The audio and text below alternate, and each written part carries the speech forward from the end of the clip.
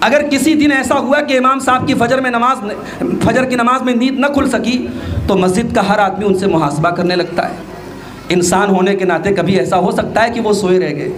کبھی ایسا ہو سکتا ہے کسی ضرورت سے مارکیٹ گئے اور ایک وقت کی نماز میں وہ وقت پر حاضر نہ ہو پائے، کسی اور کو نماز پڑھانا پڑ گیا۔ اس طریقے کی چھوٹی چھوٹی چیزوں کے لیے امام کی جس قدر گرفت کی جاتی ہے اور جس قدر حساب لیا جاتا ہے، یہ بڑا ہی مذموم طریقہ ہے میرے بھائیو۔ ہمیں ائمہ کی ضروریات اور ان کے بشری تقاضوں کو سمجھنے کی ضرورت ہے۔